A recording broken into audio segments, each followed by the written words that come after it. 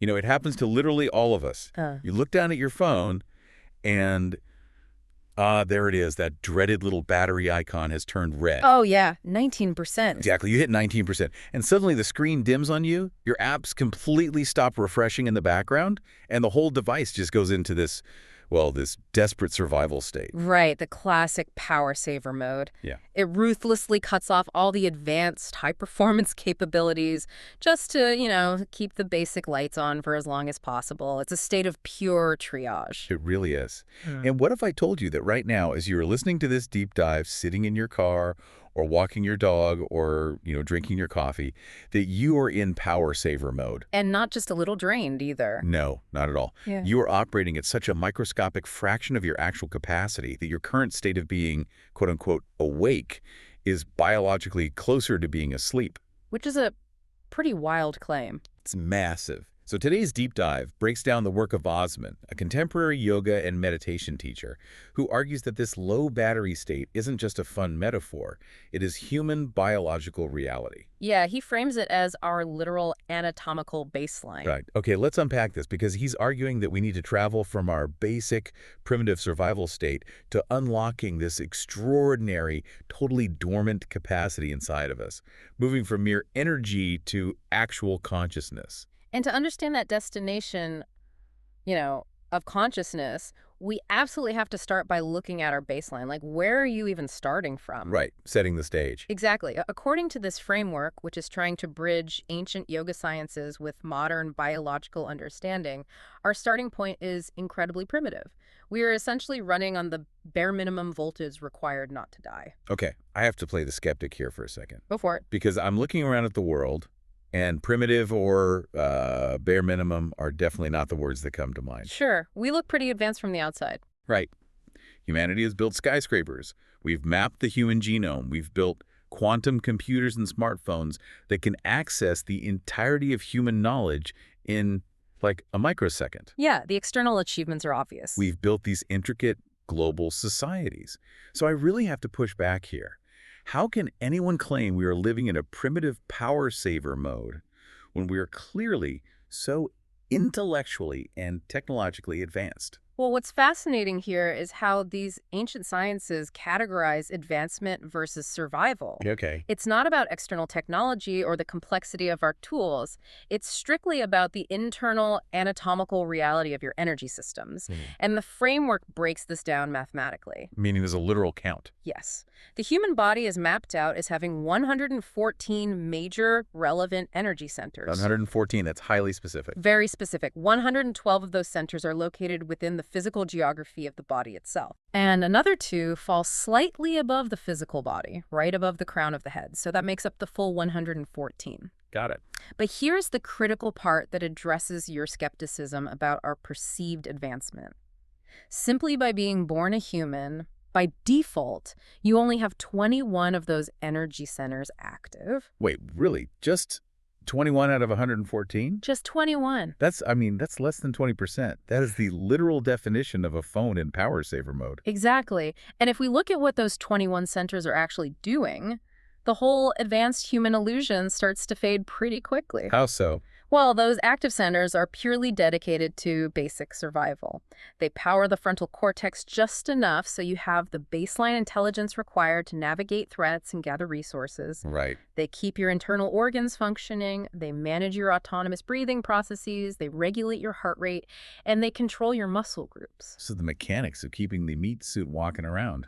Exactly. Those 21 centers give you exactly the biological budget you need to carry out daily, regular living needs, nothing more. So even our massive intellect, like the frontal cortex that figured out how to build the skyscrapers and map the genomes, that is still categorized under basic survival. Yes. If we connect this to the bigger picture, building a skyscraper to shelter yourself is really just a highly complex, technologically layered version of finding a dry cave. Oh, wow. I never thought about it like that. Right. It's an elaborate survival mechanism. It isn't higher consciousness. Even to say we are using 20% of our capacity is considered a massive overestimation in this system. That is just incredibly humbling. It really reframes things. Yeah. Our standard daily wakeful state is measured as being so low voltage that it's compared more to a sleepwalking or a dream state than to true awakened consciousness. So just walk around thinking we are fully dialed in, maximizing our potential, and this framework essentially says, no, you're sleepwalking through a baseline survival program. Exactly, just doing the bare minimum. Which makes me wonder, if we are only using 21 out of 114 centers, where is the rest of this system? Like, what does it actually look like to turn the rest of it on? So there is a really brilliant analogy used to visualize this, taking it out of the abstract and making it tangible. The Christmas tree analogy. Yes, the Christmas tree. This is where the concept completely clicked for me. Think about a dark room with a massive unlit Christmas tree. Mm, Right now, by default, you are like a tree that just has a few basic dim lights plugged in. just enough to see it. Right, just enough so you don't bump into it in the dark, just enough to see its general silhouette. Those are your 21 survival centers. Which leaves the vast majority of the branches completely dark. Exactly. And yoga and meditation, as systematic physical exercises, they are the processes of plugging in the rest of the tree. Branch by branch. Yeah. It is the active process of illuminating the nervous system so that eventually you flip the switch and the entire tree lights up brilliantly. Every single dormant capacity comes online. That's the ultimate goal, yeah. But here's my question. If this massive amount of power is already inside us, just waiting to light up the tree, where exactly is it hiding? And why don't we feel it? Is it just asleep? Well, the terminology is really important here. Because asleep implies a lack of life, a sort of deadness or inactivity. Right, like it's shut down. Yeah, but instead, this energy is described as being in a deeply restful, gathered, and dormant state. It is intensely alive, but it is highly concentrated and just waiting. Functionally, it sits near the very base of the spine. In the perineum area, right? Right. At the absolute base of our physical core. Exactly. But what does that actually feel like? Because when people talk about energy centers or chakras, I always think of these glowing, swirling orbs of light taking up lots of physical space in the torso. And that spatial description is totally accurate for the active survival centers. For example, the solar plexus chakra, located around your stomach, can feel quite large. Okay. It can feel the size of a fist, or even as diffuse and large as a basketball. You can literally feel it vibrating or tightening when you get nervous or excited. Like butterflies in your stomach. Right, exactly. It takes up a significant physical footprint in your body awareness. A basketball of energy in your stomach. Mhm. That makes sense. You can feel that somatic response. But here's the contrast.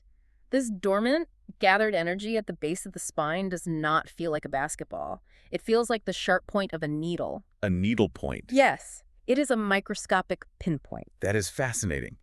So the active survival energy is big and diffuse, but the dormant ultimate power is completely compressed. Exactly. It has a tiny physical footprint, but the density of power within that pinpoint is almost incomprehensible. The nature of this energy is compared to an intense electrical charge, specifically a billion volts of electricity. A billion volts. A billion. Okay, I want to clarify something for you listening because my brain immediately goes to the practical reality of that. To be clear, we aren't talking about literal electricity that could power a light bulb in a lamp, right? No, not standard electricity. We're talking about bioelectricity, cellular energy density, and the electrochemical capacity of your nervous system. Exactly. We are talking about biological voltage. But the scale of that voltage is what matters. And that scale is why this whole process is so incredibly complex. Which brings up a massive issue. Because if you tell me I have a billion volts of bioelectricity sitting at the base of my spine in the shape of a needlepoint, my first impatient thought is, well, let's just flip the switch. Oh, of course. Right, let's plug the Christmas tree in right now and get this enlightenment over with. And that is the exact impulse that gets people into profound trouble. It's why these traditions stress the absolute necessity of a systematic, gradual approach. Because it's dangerous. Extremely.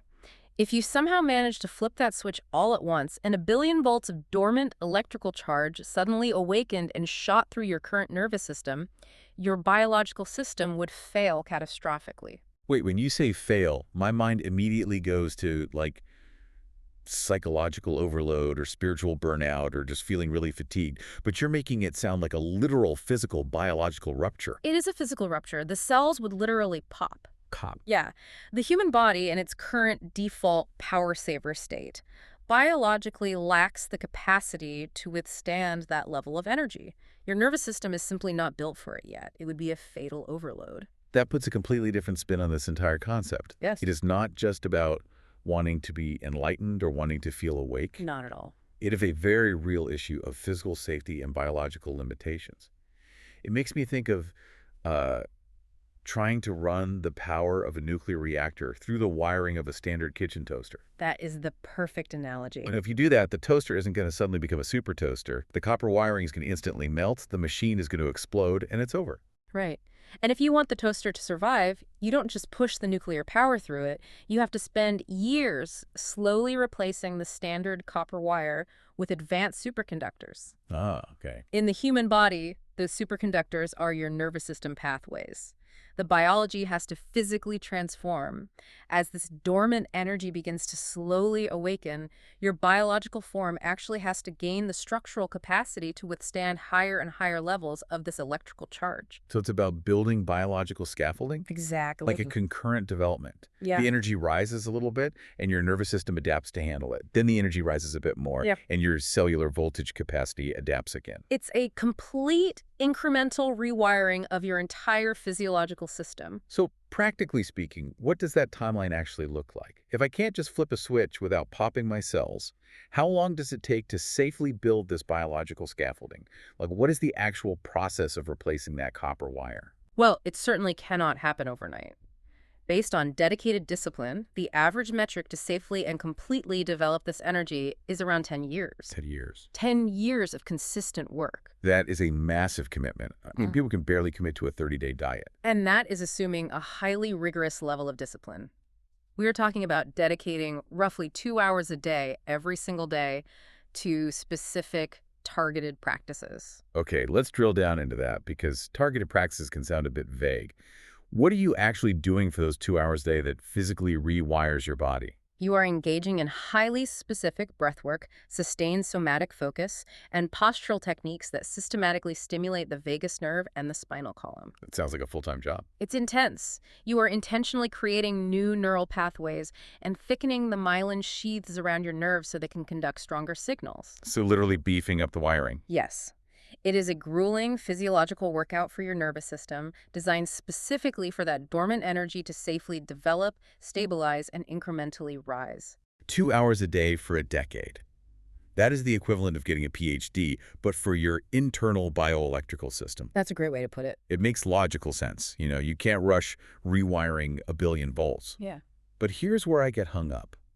Doing anything for 2 hours a day for years without any feedback seems impossible for human psychology. Oh, absolutely.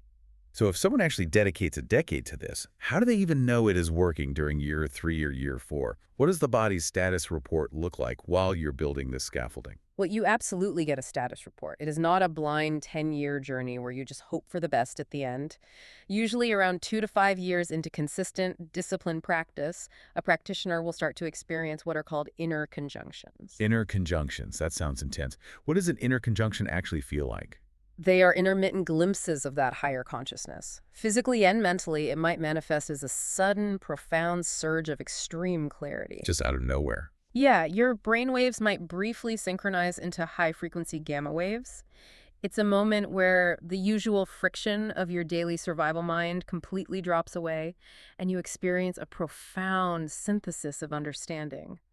It's like the clouds parting for just a moment to show you the sun. So it's a biological preview, a little flash of the fully lit Christmas tree to say, wiring upgrade is 20% complete, please proceed. Exactly. These conjunctions serve as vital indicators. They validate that the physiological changes are happening, that your methodology is sound, and that your discipline is physically altering your baseline. So it keeps you going. Right. It provides the experiential motivation to keep pushing forward for the rest of that decade. Okay, so let's look at the ultimate destination then. We started this deep dive with the core question. What does the transition from energy to consciousness actually mean? Right. We've explored the energy part. The billion volts gathered as a pinpoint, the slow 10-year rise, the biological scaffolding. Yeah. But what is the consciousness part of that equation? How do we arrive there? This raises an important point about how we define these terms in this context. In this framework, energy is the fuel. Consciousness is the destination. Okay, energy is fuel. Consciousness is destination. Consciousness isn't just a vague philosophical realization or a change in attitude. It is a tangible physical activation. The highest function of the brain sits at the very top region of the head. The crown. The cerebral cortex, the area with the highest density of neural networks. Yes, that specific crown center is the ultimate high-voltage receiver. And here is the catch. It does not matter how incredibly active your lower 21 survival centers are. Even if they're matched out. Even if they are perfectly optimized, you could be the smartest, most physically fit, most emotionally intelligent person on Earth functioning on those 21 centers, but that top region of the head will not fully ignite on its own. Because it requires a massive payload of bioelectrical power that the standard 21 centers just don't produce. Exactly.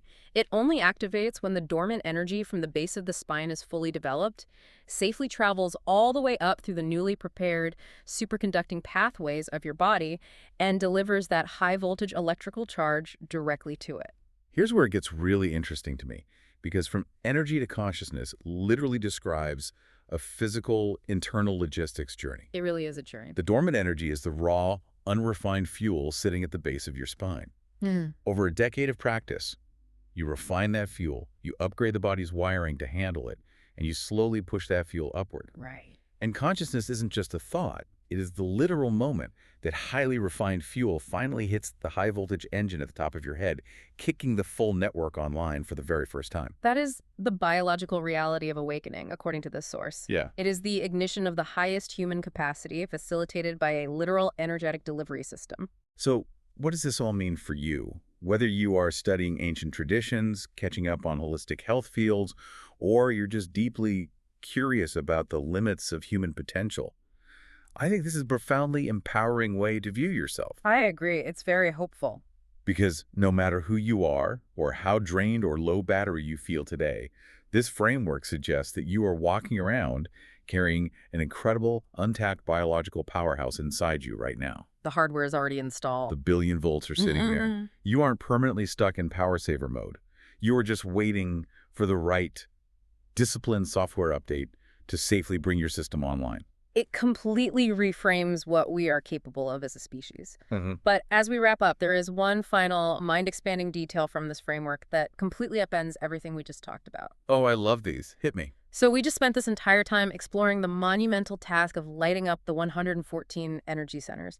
The 10-year journey from the 21 basic survival lights, safely building the scaffolding up through the body, to finally illuminating the crown and reaching full consciousness with 1 billion volts of power. Right. The monumental effort to finally get the fully lit Christmas tree. But the framework mentions, almost casually, that those 114 centers are just the ones within the immediate purview of the physical body. Okay, wait.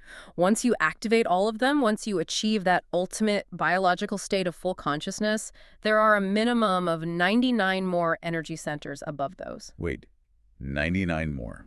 Above the crown. Minimum. 99 more centers that transcend the description of word, thought, or physical biology entirely. So, if 114 centers gives you 1 billion volts, profound biological rewiring, and complete awakened human consciousness, what on earth do the next 99 do? That is the big mystery. That is absolutely something for you to mull over today. Thanks for joining us, and we will catch you on the next Deep Dive.